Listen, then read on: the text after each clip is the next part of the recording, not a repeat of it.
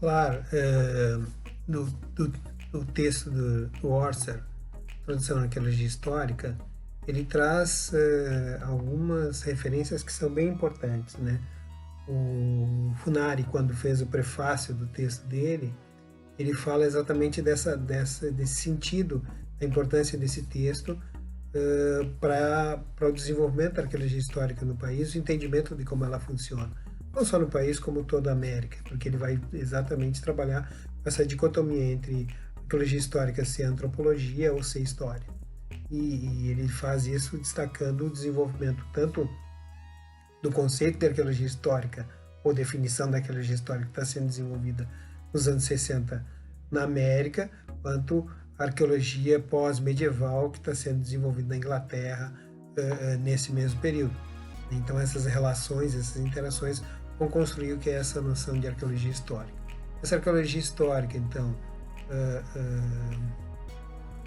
que é uma relação entre homens e coisas, ela vai tratar especificamente desse momento em que, na América, há uma penetração ou invasão dos europeus. É nesse contexto que a arqueologia histórica se estrutura e se pensa. Ela é um campo, então, que está trabalhando com esse processo.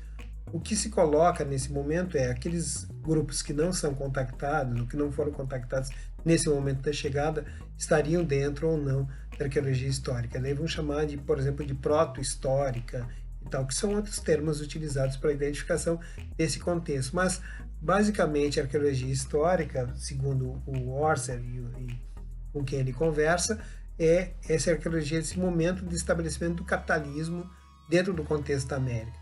E esse capitalismo trazendo todas as suas alterações estruturais. Nesse contexto, então, a arqueologia histórica ela tem vários problemas para sua efetivação. Então, ela trabalha com o que especificamente, né? Com esse momento histórico ou com esse momento artefatual, ou seja, a presença do artefato dentro do sítio arqueológico. Então, ele vai falar de vários momentos que existem pequenos indícios sobre artefatos em sítios que são considerados pré-históricos, mas por esses pequenos indícios colocariam eles como históricos. Né? E mesmo a relação, ou seja, a informação que é trazida de uma certa ocupação ocorrida em um certo lugar e que a referência pré-histórica, na realidade, transporia esse sítio para um contexto histórico.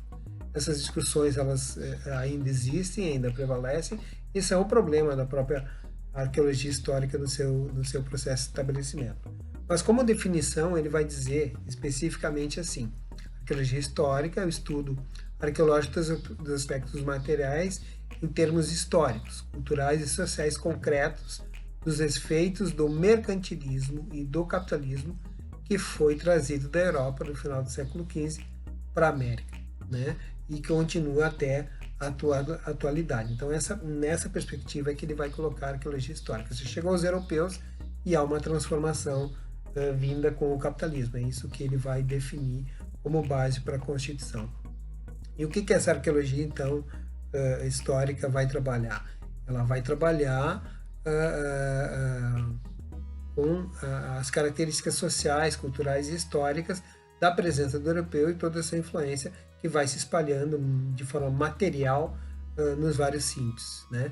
Esses vários sítios, então, vão estar sendo transformados e influenciados por diferentes fontes, e essas fontes são a base para a arqueologia. Uma das fontes iniciais, então ele vai falar de artefatos e estruturas, né?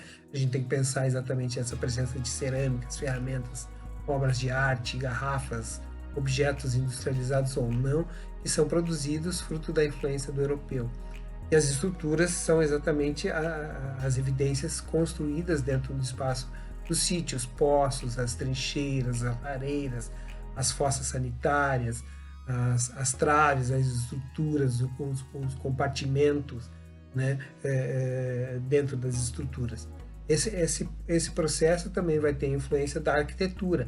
A arquitetura que ele vai dividir entre vernacular e acadêmica. A acadêmica é aquela tipologia básica, né, que criou a arquitetura. Então, por exemplo, uma casa senhoral teria essa forma, uma casa urbana teria essa forma, uma casa, uma fortaleza teria essa forma. Então, tem uma tipologia acadêmica digamos assim, que é colocada.